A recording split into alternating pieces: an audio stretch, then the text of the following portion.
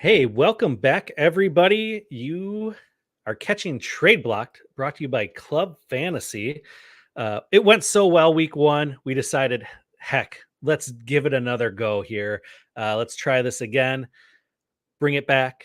I am your host, Dustin, FF Dusty Dog on Twitter. With me are my co-hosts. We've got Hoov at HoovTube on Twitter and Joel at the Joel Wirth. Gentlemen, how are you doing this evening? I need to unmute myself. Doing all right. Doing okay. Yeah. Are you guys? Hoov? I mean, I can't complain. It's been a hot week up here in Wisconsin, but today it's a little more zen. You know, at the end of the weekend, I got a big wedding this weekend.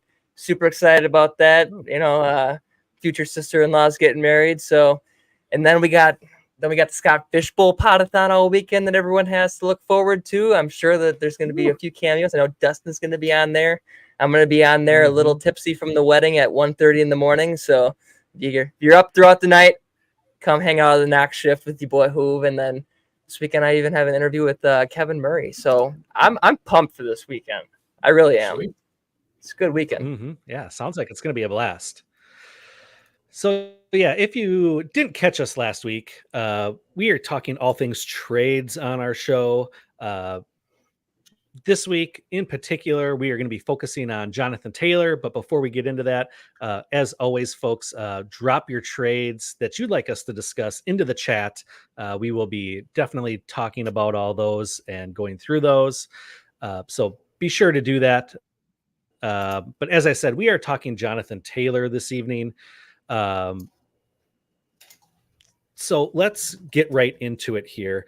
Current value for JT. And I have to say, I'm a little bit partial to Jonathan Taylor as a Wisconsin boy and graduating from the UW. I have a very soft spot for my boy JT. His current value on Keep Trade Cut. He is currently the RB5. He's kind of by himself, right in between Christian McCaffrey and Travis Etienne. Overall in Superflex, he's 36, what is equal to a 25 early first. And in a single QB league, he is 26 overall, kind of in between a 24 early first and a 25 early first. So, Joel, do you feel like this is a reasonable value for him? Yeah, I don't know why. I don't know how Travis Etienne is the RB6, but I guess to each his own. So I would have Taylor like well above him. And so, yeah, I think there's a pretty gap between Taylor and Etienne. I think RB5 is probably about right. I think there's people who would make the argument for Taylor over McCaffrey just because of the age difference. I mean, people have been trying to get rid of McCaffrey for years and not just he keeps producing. So I think there would be some people who might try to make the argument for Taylor over McCaffrey, but I would still have him behind McCaffrey. So yeah, I think it's a good spot for him. Hoov, what do you think? There's not many times that, Keep Trade Cut and the actual Dynasty community come together on value. So let's take it for what it's worth. This is probably right if everyone can kind of come together on this, that he is the RB5. Once we break down like some of the players that are going a little bit after Jonathan Taylor, we'll kind of see if those guys are closer. Joel and I might disagree again this week, but I think Travis Etienne is a lot closer than Jonathan Taylor than he might allude to. So RB5 seems fitting. Can we get into who is possibly going above him on Keep Trade Cut? Oh, yeah, let's get right into it. All right, let's do it. So right over here, we got on Keep Trade Cut, Bijan, Breece Hall, Jahmyr Gibbs, and Christian McCaffrey. Now, I know Sleeper is probably going to disagree with the rankings and like how these guys go, but to me, it really is hard to draft Jonathan Taylor over one of these guys, just knowing what you're going to get out of them. But that does not mean that I'm not totally in on Jonathan Taylor having another RB1 season. Like there's always that dark horse, that just comes out of nowhere. And Jonathan Taylor has shown it in the past that he can be an RB1. And like, us being from Wisconsin, we've seen him since freshman year, just like having all these miles on the tires and just plowing through. And like, even when he came into the league, that's why Clyde Edwards-Helaire got drafted over him. It's like, how much wear and tear does he have? But every year he just shows like he can handle it. I mean, last year Zach Moss was there and taking off a little bit of the workload. So who knows? Like, if they rely on Jonathan Taylor this season to get Anthony Richardson 100% for 2025, that's a really good value right there at RB5 for someone that could finish RB1. Mm-hmm. Joel, do you disagree with that? No, I don't. Like I said, I'm a Badger fan too. Josh and I talked about this Sunday on the Dynasty after party. Like when I saw every snap that he played at Wisconsin. So there were a lot of times where you just looked at him and said, "This kid is special." And he's kind of translated that to the NFL. He's got some flaws in his game. He's not the best receiver. He's not a great pass blocker, but he is like a really, really spectacular running back. So when he's healthy, obviously that's been a concern the last couple of years. But yeah, so he absolutely has the potential to be the RB1. He's done it like 2 years ago. He was the RB1. He was probably overall player number 1 2 years ago. So yeah, I'm not going to disagree with who. I like Taylor a lot. It's just, I think the question becomes, do you want to pay that premium for a running back or not? And right now, the dynasty market is not paying for running backs. Mm-hmm. Yeah, I would agree with that. But I also, I think he is ranked perfect where he is here, number 5. I guess my big question with JT is, what can we expect with a healthy Anthony Richardson, knowing that he might take some rushes away from what JT does? And does that cap his upside? I'll take this one right up. Unless you want it, Joe, or you want to take it? Go ahead. I recently wrote about this on Club Fantasy. We're talking about it, Donnie Mitchell in the article, but at the end, there's a little suburb talking about what Jonathan Taylor could do. And I wrote about it, and I said, to each person that thinks Anthony Richardson can finish QB1, there's another person saying Jonathan Taylor can finish RB1. And I think that there's so much truth to that, just because the workload and what you expect out of Anthony Richardson. Like, this Colts offense is phenomenal. There's so much talent there, and I understand why people are so excited about them. But like, if you also have those little bit of expectations for them being exciting, but also how can they be exciting? Like, is Anthony Richardson, like, I know a Club Fantasy Zone, Josh Hudson just keeps pushing down everyone's throats about what Anthony Richardson is going to have to do to be QB1. It's outlandish. So if the Colts offense, if you're in that corner of let's have the Colts offense be one of the most exciting offenses in 2024, it's probably going to be Jonathan Taylor carrying most of that workload off the bat. I mean, you still have Anthony Richardson's deep threat ability and his passing, but the rushing coming back, kind of like a Kyler Murray last year. It's like, tamper your expectations with what he can do mobily, and I think you'll be blessed with what you get.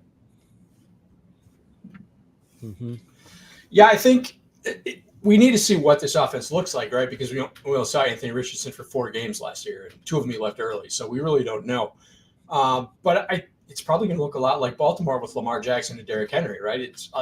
I don't expect him to get like any significant pass volume at all. But I think when you look at the RPO opportunities, when you look at the touchdown opportunity, obviously Richardson's going to vulture some of those, but they should have a lot of goal line opportunities. I think it's going to be a pretty good offense. So I think there's going to be a lot of goal line opportunities for Taylor. So,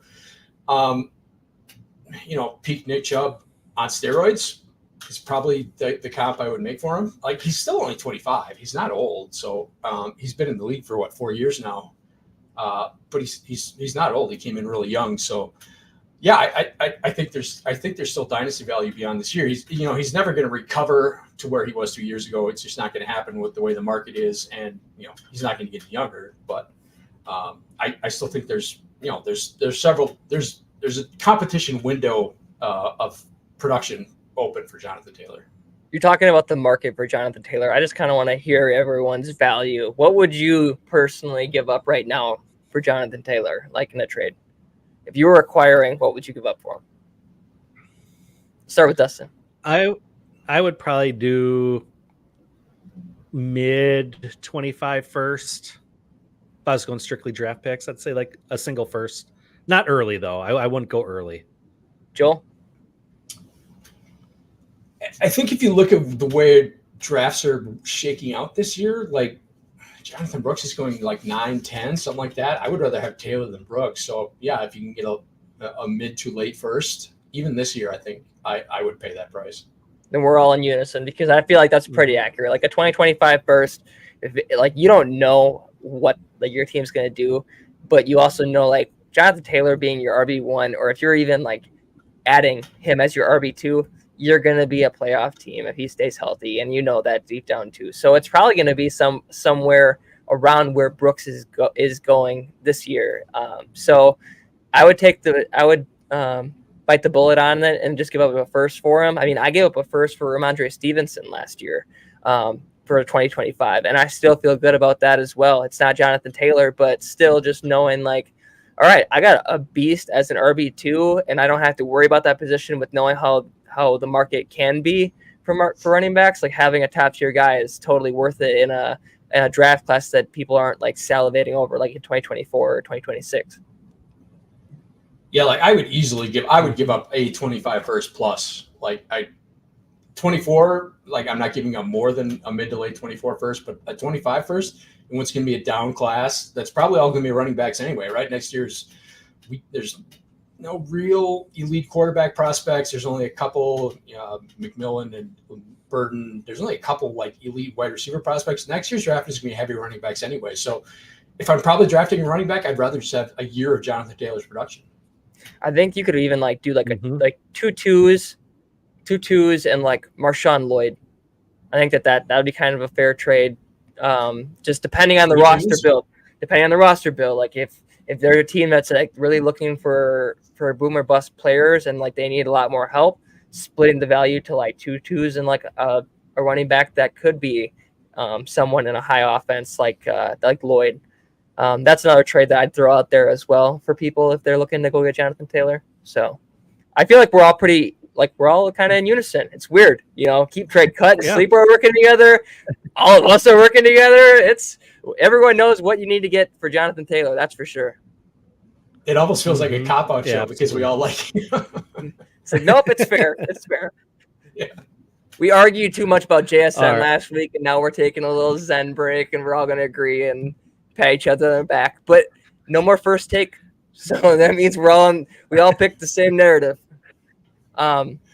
So we talked about other running backs like Jonathan Brooks, and this name came up because on Keep Trade Cut, the 5 running backs below Jonathan Taylor currently are Devin Achane, Travis Etienne, Saquon Barkley, Kyron Williams, and Jonathan Brooks, which to me, that seems very high for Jonathan Brooks. Looking at the 5 on Sleeper compared to the 5 on Keep Trade Cut makes a lot more sense, just based off of what the Dynasty community is kind of all pushing right now. So what do you think about these? Is there anyone that you genuinely could even consider taking instead of Jonathan Taylor? For me, if you were no. Upside hunting, maybe HN, but other than that, no. Yeah, I don't see a world where I would take any of these players over him at this time. Why not ETN? I know why Taylor, but why not ETN? ETN, I have a sneaky feeling that Bigsby could be a little bit more involved than we think this year, only because if the Jags are truly looking at being a contender in this division, they're going to want to save ETN a little bit for the playoff run. I don't think he's quite as durable as JT is. So it's a sneaking feeling I have that I think Tank's going to be a little bit more involved, which will eat into his value just a little bit. Not enough that it's going to tank him this season, but that's where it pushes the needle to JT for me. Here's the argument I'll make. Who's going to chip into their running backs workload more? Tank Bigsby into ETN's or Anthony Richardson into Jonathan Taylor's?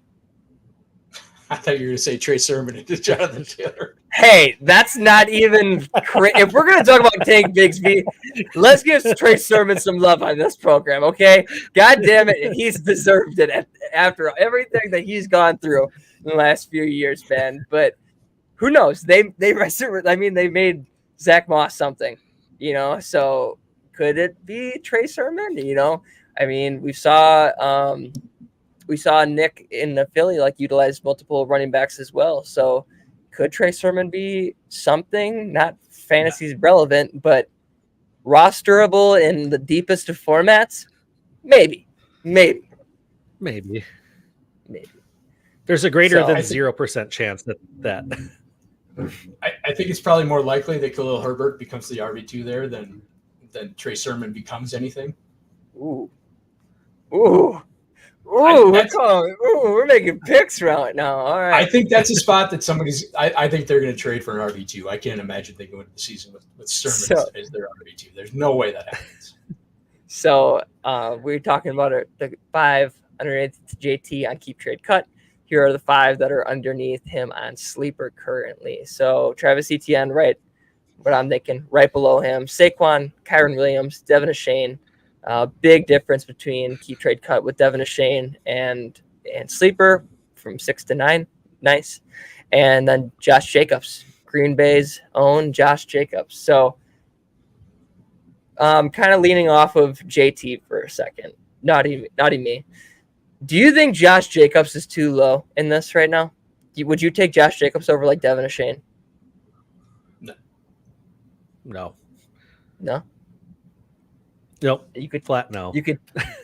I would listen to the argument, but I think HN is just so explosive. The efficiency numbers are just off the charts. So if he gets a significant workload, I mean, there's a chance he could be the RB1. He could be the player number 1. He's that good. He's that talented. Maybe I just really like Jalen Wright, and I've been hanging out with Ronnie too long, but that could definitely be the case. But I want to see Devin Achane stay healthy long enough to not just be like a Cooper Kupp player where he's going to be really, really good for the games that he's in there and valuable. But other than that, I think Josh Jacobs is going to still have a lot of fantasy relevancy this year, most of this year. So I guess redraft versus Dynasty, I'd probably take Devin Achane in Dynasty, but in redraft, I think I might actually go Jacobs. Is Jacobs 26, something like that? 26, 27? Mm-hmm. 26, I think. So he's not that much older than he's still JT, fairly young. Yeah. So again, he's another one that came to the league super young. Yeah. So while we transition, I just realized we have a bunch of people in our comment section blowing us up. So I just want to acknowledge you all. We all see you. And I also got a text from Joey Wright recently during that. He's apparently going to RKO me for my World Heavyweight Championship, but that's okay. It's on Joey. All right. Okay. So real quick, just getting back to ETN, we probably need to do a Travis Etienne show. My take on Travis Etienne is he's the second coming of Joe Mixon. He's not good. His production is all volume based and all touchdown based. He averaged less than 4 yards a carry last year. He's not good. Is that a bad thing? I didn't know being compared to Joe Mixon was a bad thing. I mean, his production will probably be fine. He's just not a special player in any way whatsoever. So if the offense moves away from him and becomes pass heavy, look, a few years ago you could talk me into that. Don't you put that evil on me, Ricky Bobby? That is just blasphemous. A few years ago you could have talked me into some Joe Mixon slander, but it's another player. Every time you want to doubt what Joe Mixon is going to do for you, he's always there. He's always relevant. I understand the people that are like, oh, he's training new offenses. He's going to Houston. I still think that he's going to smash just because that's the kind of player he is. I just don't like putting myself doubting Joe Mixon ever. He's too good. At least is he too good? Maybe not. So there's truth to what you're saying. But there are so many running backs in this league. A.J. Dillon, first name that comes to mind, that when you give them opportunities, what do they do with them? Absolutely nothing. So if Joe Mixon being someone that utilizes every opportunity that he has, hey, that's still a good player in my book. You don't have to be special, but that's still someone that's going to be on the field, and to play at the NFL level, you have to be somewhat good. That's for sure. I'm not saying he's bad at football. Yeah. I'm saying he's bad at being like relative talent-wise. Like, there's no comparison between him and JT. None. A few years ago, there could have been. At this point, I don't think so. I don't know. All right, let's ask the question. I think I was right. We need to do a Travis Etienne show. Let's ask the question. So Joe Mixon is what, 27 years old now? How old is Joe Mixon? 28, yeah, something like that. Okay. Yeah. And Jonathan Taylor is 25. What is the fantasy value? What is the trade difference between Joe Mixon? If you were going to upgrade from Joe Mixon to JT, what would you give up on top of it?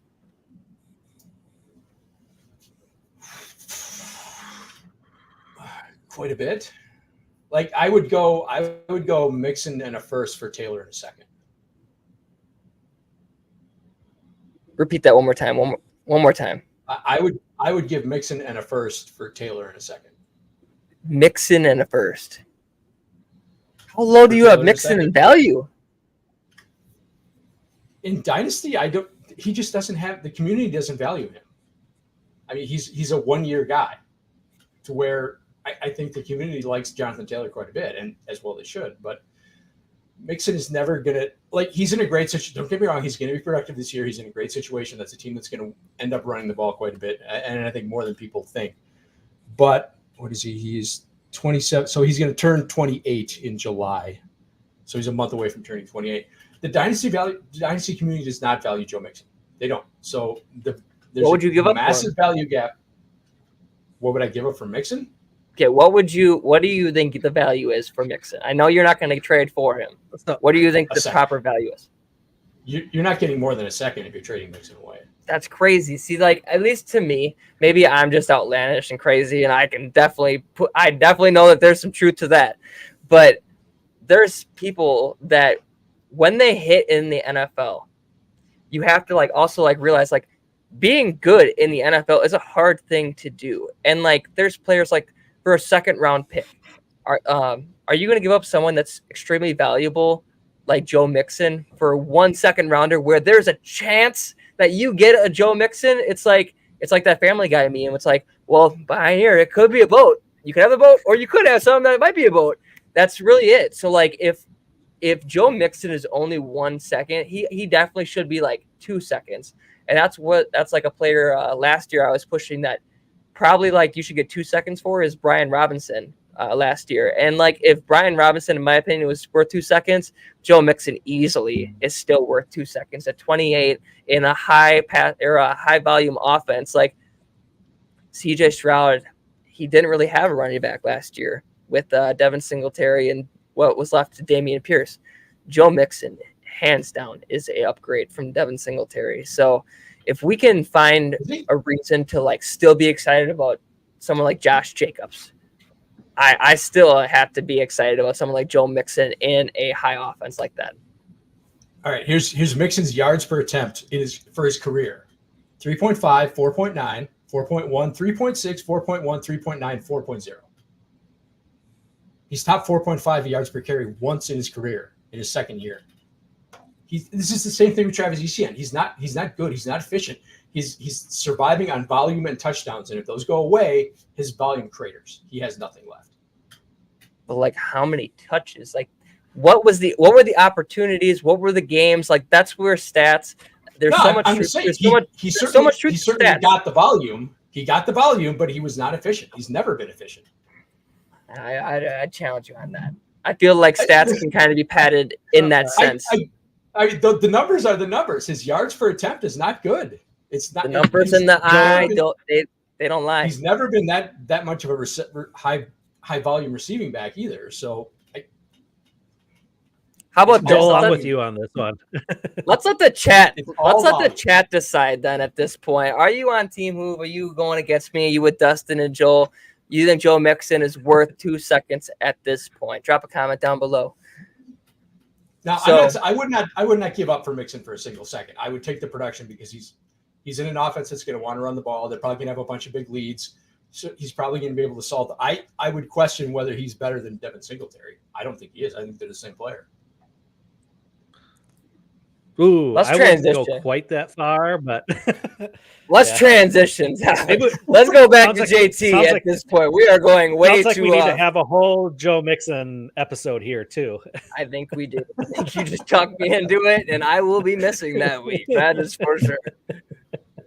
All right. So for trades. So to transition back to JT, we really didn't have many JT trades. I believe that we might have had one that was submitted to us from Gator J. Yep. Yes. So I don't think it was his trade. I think it was just in a league he was in. That's definitely a Gator trade. He can lie, he can deceive, but we all know that's a Gator trade for sure. So team one, Stephon Diggs, Jonathan Taylor, and Kenneth Walker for Chris Olave and a 2025 first. One more time. Stephon Diggs, Jonathan Taylor, and Kenneth Walker for Chris Olave and a 2025 first. What side are you guys doing? It pains me to not take the Olave side, but I think you got to take the Taylor, Diggs, and Walker side. There's just so much going on. I just don't value the 25 first that much. I think Olave is the best player in the deal, but I think there's too much value on the other side. Mm-hmm. I agree. I feel like you could break up those other three pieces and get way more back in value than making that trade. Not that it's far off of that far lopsided off of value, but I do think you could get more singly getting rid of those guys than grouping it with that trade. Yeah, I don't think that you can ever find a trade with Chris Olave a part of it that I'm gonna be like, oh my god, I gotta get the Chris Olave side. Like even Stephon Diggs, like we were talking about with Houston's offense, so many possibilities. Like the stepbrothers, so much room for activities. That's literally Houston's offense. Like so much could happen.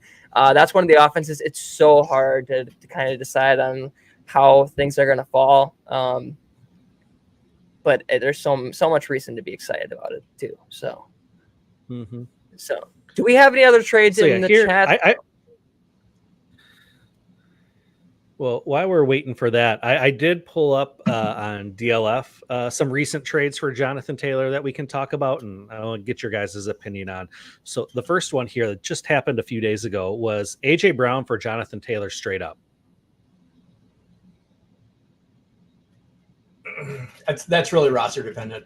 I mean, if you're desperate for a running back, man, I still feel like you should get something on top of Taylor for the A.J. Brown side just because of the way the market values receivers over running backs. But yeah, if you're desperate for a running back, I'm probably okay with it. All right, maybe we are going to argue today. I guess so. It's one of these days. But when we know that there's not many top tier running backs, I mean, even you just alluded to it, that after 5, it drops. Yeah. And so like, I think that the running back market is almost kind of fixing itself because you're seeing like when you're in a 12-team league, dynasty league, and trying to make moves happen, it's like, good luck trying to get a running back from someone right now. Good luck, because it's like there's only 3 or 4 on a roster. So people are like, am I really only going to run with 3 if I'm going to make this move and trade A.J. Brown for Jonathan Taylor? So I think that Jonathan Taylor's value has almost probably boosted with the dynasty community and just the way that they value running backs and whatnot. That's where like you almost could just take a dip. Like if you knew that you were going to give up A.J. Brown for Jonathan Taylor, why not try to get more out of that and then go after someone like an RB10, candidate like Ramondre Stevenson and like a second, or a first or something like that, so many opportunities, but I think the JT kind of has kind of moved his way up there with some of the wide receiver 5s, that kind of tier of receivers. Also, I would need a really strong wide receiver room to make that deal. But if I was stacked at receiver and desperate for running backs, I can see doing that. But again, that's a very roster dependent deal. Mm-hmm. How about? Oh, that one's just gross.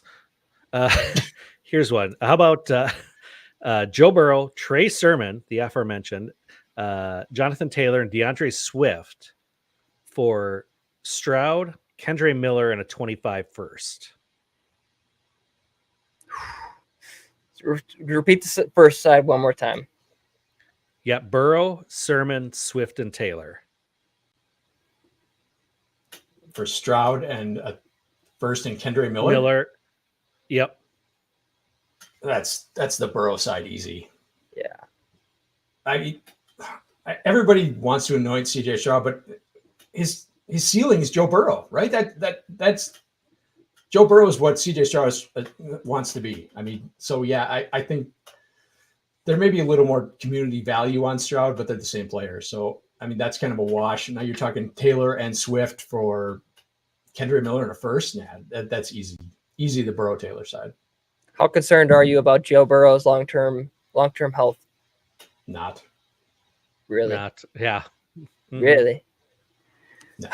I mean, I feel like there are so many quarterbacks that like once they just like fall in that pattern, they just get that label. And I mean, like, yes, Aaron Rodgers is like 40 years old, but people are so willing to discredit him like at his age, coming off of his injury. Just like that's a 4-time MVP, So I'm not going to discredit Joe Burrow, but I think that there is like reason to be worried about it. But like for Jonathan Taylor and Joe Burrow, like that's one of those times where like we're keep trade cut with how extremely valuable they view CJ Stroud.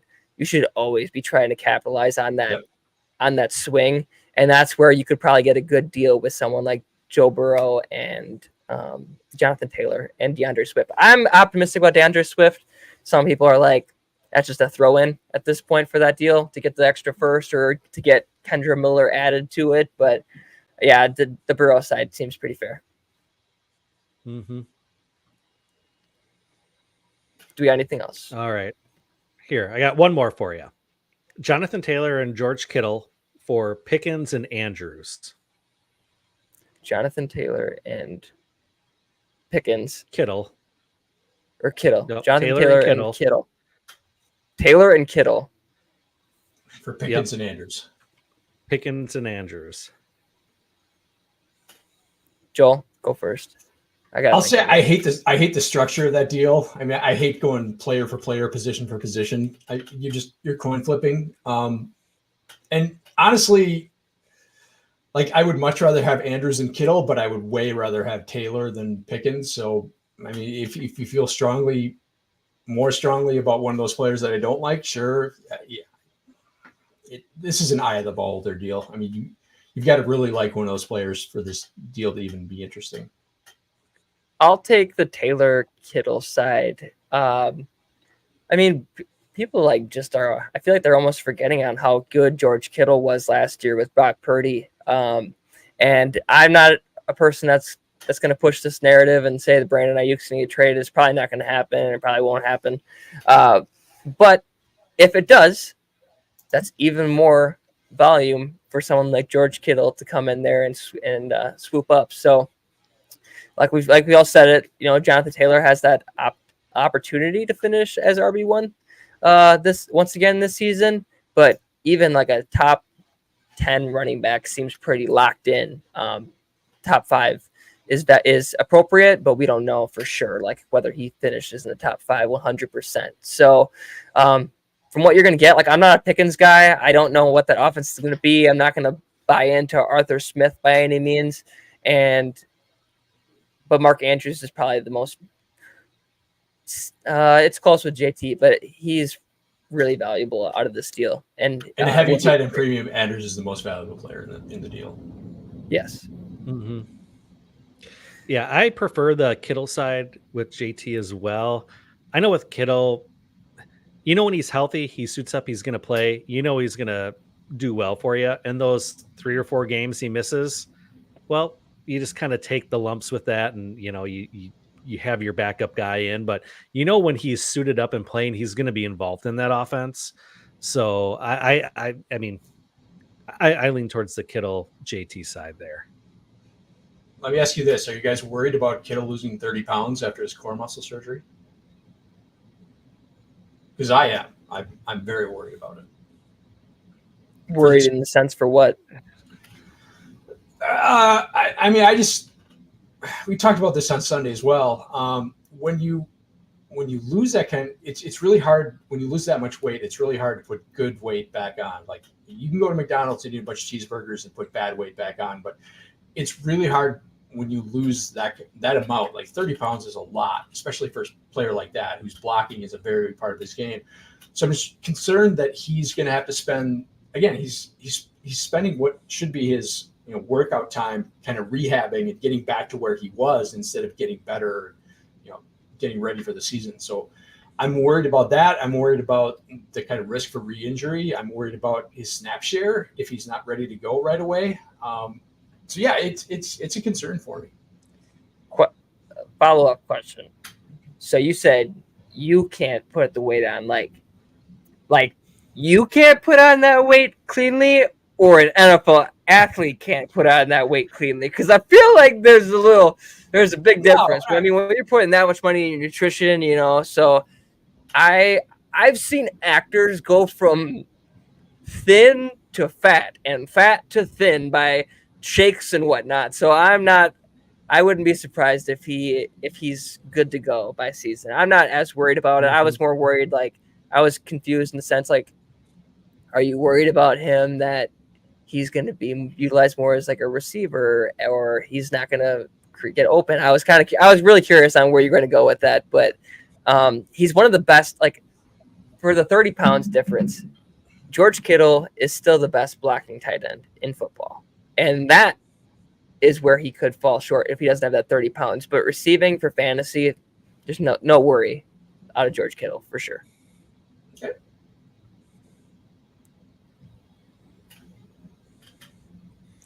So right. Let's take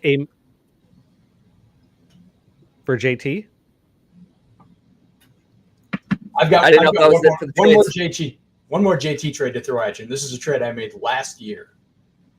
12-team Superflex, 1.75 tight end premium, and it's important here. Start 10. Non-contender. I gave up JT and got Will Levis and Luke Musgrave. Thoughts? Last year, yes. It's so much easier for you to get. Okay, if you were going to give up Joe Mixon at first for JT, and I'm saying that no matter what Joe Mixon or JT is worth, a mid 2020 first, 105, 106. Will Levis, it's going to be even hard to get the 201 for Will Levis. And that's as a starting quarterback in the league. He could go off for 4 touchdowns and be a top 10 fantasy quarterback any week. But finding a league mate to give up a first for him right now, very, very hard to do.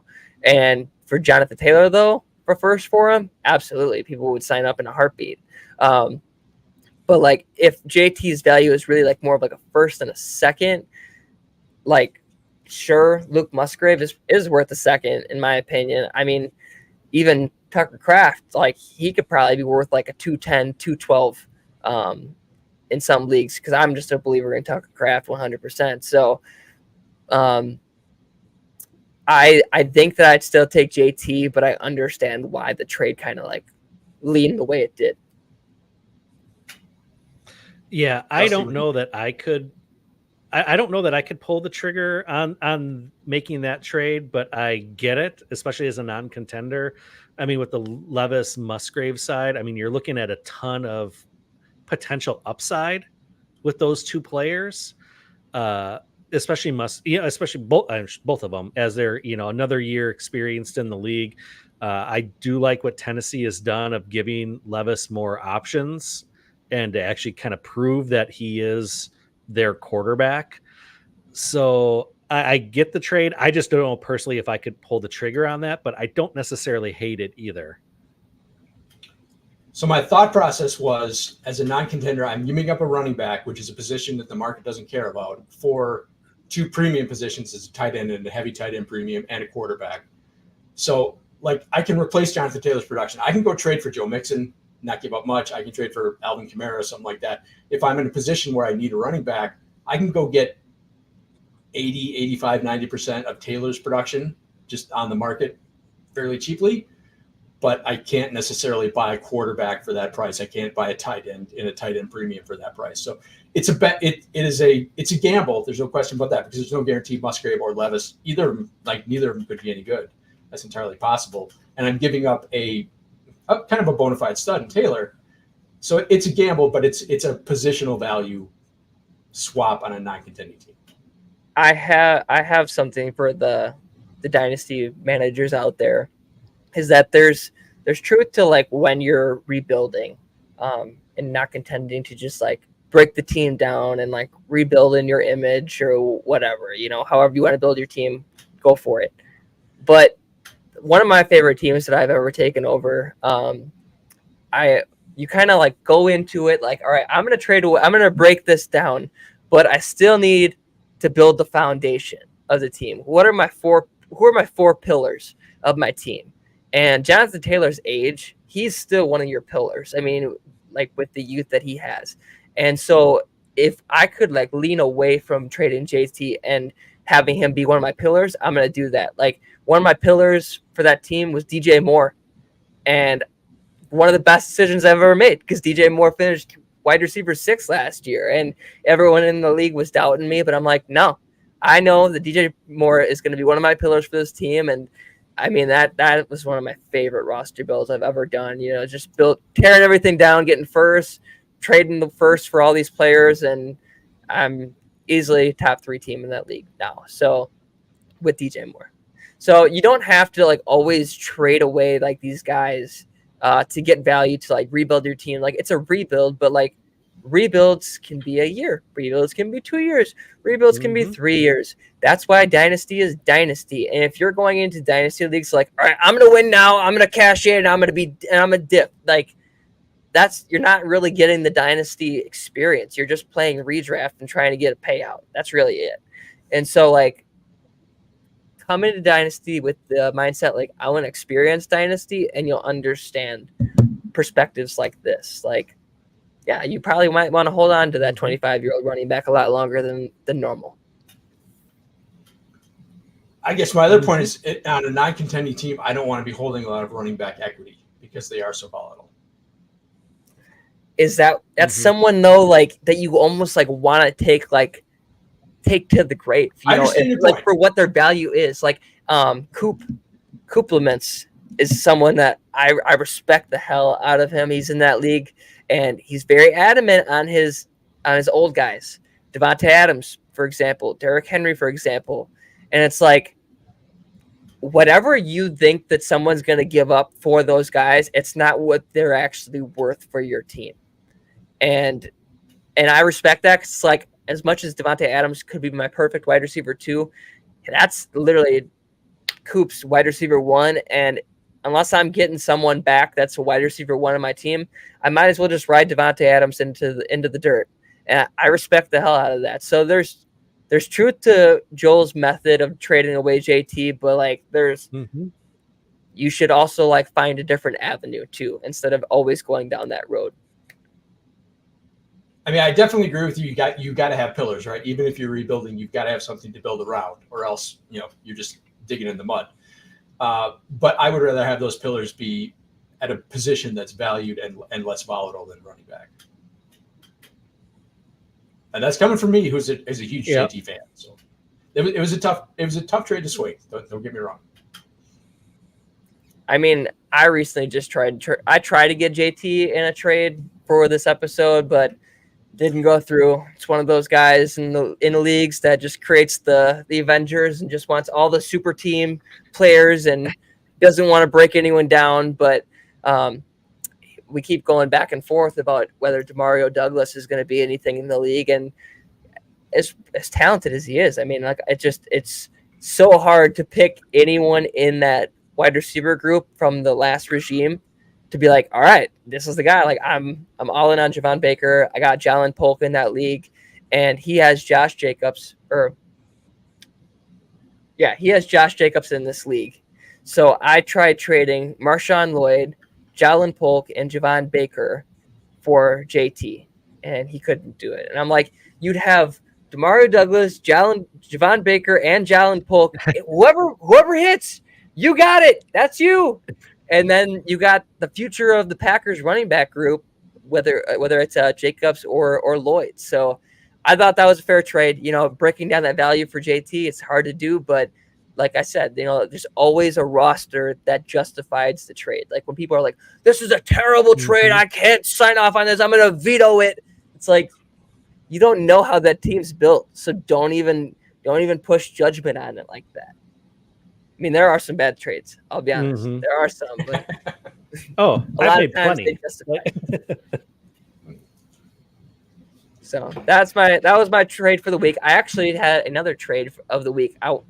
We're going back to JSN just because I did pull off a JSN trade after our episode last week, and I ended up trading Jameson Williams and Malachi Corley for JSN straight up. What do you think about that? That's the team that I was telling you about. They have DJ Moore as my wide receiver 1. I have Malik Neighbors as my wide receiver 2 now, and then I have JSN as my wide receiver 3 with like Ricky Pearsall coming up, Adonai Mitchell coming up. I got Javon Baker, Jalen Polk. I'm stacked at wide receivers for the future. So what do you guys think about that trade? I love it. I thought that was a great trade. There we go. And I believe I actually had some trades on that post in the bookmarks. This one is coming from, I believe it's Mad Jester, FF Mad Jester. He traded Ricky Pearsall and JSN and got DJ Moore and Rashad Bateman. What do you think about that one?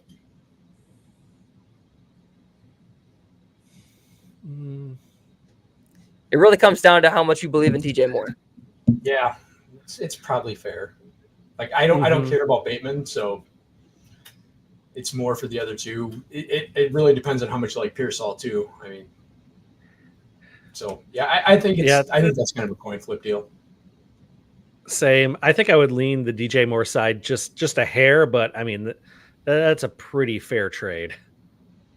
I really like that trade, and I mean, I could see myself accepting that trade on both sides as someone that loves DJ Moore this season and also is trying to get as many JSN shares as possible. And Ricky Pearsall as a guy to even that out, gimme. So I got one more from that post, and this can be the last trade of the day. So if you guys want to throw one more in there, now is the time. Go in the comments, throw in last trades if we got them.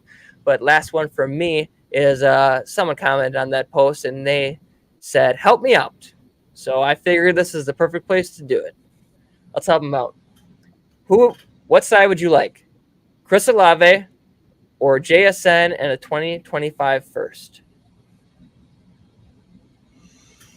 It's pretty easily Olave for me.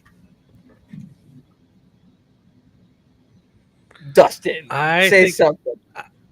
I think I would lean Olave too, but I wouldn't say it's pretty easily. What? You put that trade in my inbox, I'm smashing the Olave side. Am I really that out on Chris Olave? Like I'm flabbergasted right now. This isn't even an overreaction. Like I thought you guys were gonna be like, oh, JSN in 2025 first. You're getting the first. Like that JSN's a dog. I thought we talked this through last week. I thought we were finally seeing eye to eye.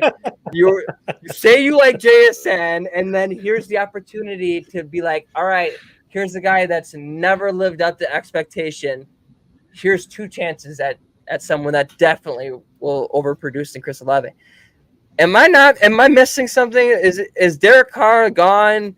Like, what's going on? Talk me through this. Well, who else are they throwing to on that team? For one, Rashid Shaheed, where could he be down there in New Orleans? I made this point again on the Sunday show on the Dynasty After Party with Josh.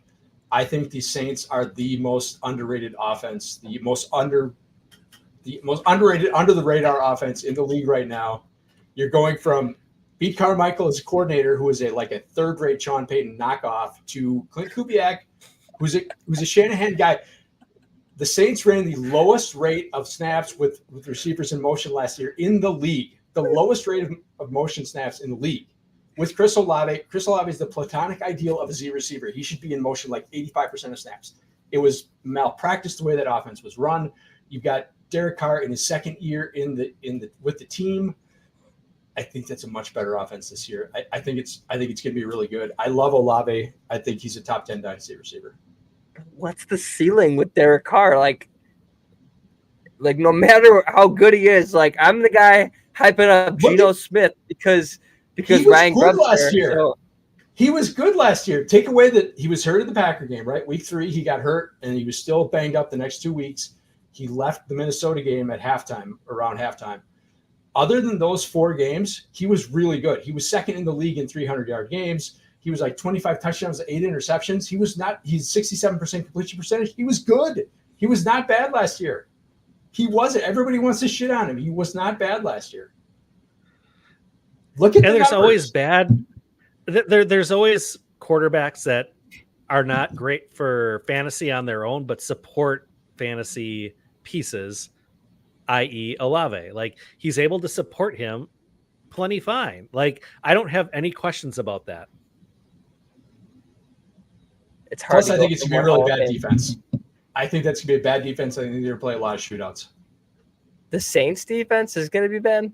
They're going to be terrible. They're old. Cam Jordan's like 90. Tron Matthew, Marshawn Lattimore, those guys are all in their 30s. It's a really old defense. They're not. Demario Davis could be my grandpa, and I'm old. And do you? I guess you're putting a lot of faith in JJ McCarthy being able to support Justin Jefferson as a top tier wide receiver, plus Addison being a high end or a solid wide receiver as well. I just don't know that I can trust that out of the rookie. My faith is in the coach and the coordinator in that offense. That's fair. That's 100% fair. They got production out of Nick Mullins. They got production out of Dobbs for a little bit until they started throwing too many interceptions. They're going to, whoever they run, whether it's Darnold or McCarthy, will be better than what they had after the Cousins injury last year. And they were still productive. Okay, but that's one thing too, is I hate the term wide receiver 1, in Dynasty. It's overrated, because Justin Jefferson, whoever you view as your wide receiver 1 in Dynasty, it's really who is going to finish at the top 5 the most amount of times, and if not, who finishes the highest the most in the next 5 years. It's not he's wide receiver 1. If he doesn't finish as the 1 next year, he underperformed. It's a longevity thing. That's where Dynasty comes in. If you don't have, if that was the case, if you don't have Tyreek Hill as your wide receiver 1, I don't know what you're playing, So Justin Jefferson, he doesn't need to be wide receiver 1. He just needs to continuously be a wide receiver 1 for players and finishing top tier and outperforming the rest of the group. So, but Derek Carr, I don't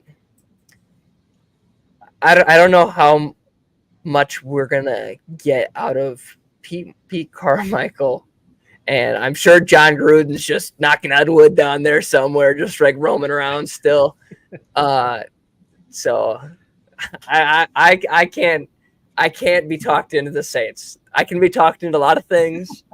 You're not talking me into Derek Carr. All right, I feel like we can get you there. Just give us time. When we convene in December, I'll let you tell me you were wrong.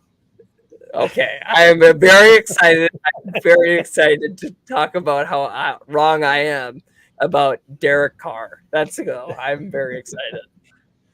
I'm telling you, he was pretty good last year. He wasn't bad. All right. So we should probably, well, not probably. We really want to. We want to talk to you guys all about our partners at Dynasty Nerds. So, do you guys want to take your Dynasty teams to a championship? Do you want to stack championships for years to come? Then you need to hear all about Club Fantasy's newest partnership, Dynasty Nerds. Dynasty Nerds is one of the most trusted sources for both Dynasty advice and Dynasty tools. The Nerd Score helps identify rookies with high ceilings and longevity to keep you in contention for years. If what you're looking for is film on incoming rookies, then look no further than their all-22 film room. They even have a Dynasty trade calculator that can help you find values throughout the season and better understand how to value players across an ever-changing landscape. And these are just a few of the tools they offer. Just head to dynastynerds.com to see it for yourself. Choose from one of their subscription plans, at checkout. Enter the code CLUBFANTASY to save 15% off of your subscription. Once again, go to dynastynerds.com and use code CLUBFANTASY for 15% off. That's it. Oh, couldn't have said it better myself. Probably could. I messed up a little bit there, but that's room for improvement next week, and we will see you all next week. But we got an exciting week. We got an exciting week next week. Sounds like it. We got Scott Fishbowl. We got the Madison Scott Fishbowl on the 7th. So next week, Dustin and I are going to be getting all pumped up for that. Gonna go hang out in Madtown, drink some beers. What? Some tequila. Oh, what? It's gonna be a day. What? It's gonna be awesome. I'm very excited for that day. Let's talk about it. Yes. Same here. But before we sign off for this evening, follow and subscribe to Club Fantasy FFL at Club Fantasy FFL and the Women of Fantasy Football, Women of _FF. Be sure to follow all of us. Follow Hoov at HoovTube. Follow Joel at the Joel Wirth. You can follow me at FF Dusty Dog. And be sure to check out all the other great shows under the Club Fantasy banner. On Mondays, we've got Mocking with the Stars. Tuesday, we've got the Masterclass. On Wednesday mornings, we've got Who's Your Caddy, a golf DFS show. On Wednesday evenings, we've got the flagship show of No Punt Intended. On Thursdays, catch us, TradeBlocked, but also catch the Mock Girl Summer. On Saturdays, Mock It Like It's Hot. And on Sunday, the Dynasty After Party. Gentlemen, any final words or thoughts here before we sign off for the evening? I just Kendall want Valenzuela and Mock Girl Summer tonight, so check that out. Woo-hoo-hoo. Yes, dude. Kendall's the best. Kendall Back is from the her honeymoon, best. so yeah, looking forward to that. Very exciting. But if you guys are up, if you guys are some night owls like you boy, make sure you guys come hang out with us at the Scott Fishbowl Potathon this weekend. We're going to be representing. We got Club Fantasy representing. I'm going to be representing Optimus Fantasy at like 1 to 1:30. So you're in the mood to come hang out. And I'm going to be a little tipsy from the wedding I'm attending this weekend. So who knows what's going to come out of this mouth at that point of the night. Yeah, and at that point, just stay awake because you'll catch me at 4 a.m. Eastern time. So, I'll either be still drinking from the night before, or I'll just be getting going with a cup of coffee. It kind of depends on how the evening goes. But, it's going to be a great lineup here for the Potathon. I'm super pumped for it. Mike outdid himself. He is a gem of a human being. What great work, Mike. Thank you for putting it together. We're all very, very excited. And thank you, Scott, once again for all the hard work that you do in the entire Scott Fishbowl team. You guys are the best. Absolutely, 100%. Yep. And I think that is a great spot to leave it. Gentlemen, it was a pleasure. Can't wait to do this again next week. And I think we're going to have a good one. So until then, folks, see you next week. Peace, everybody.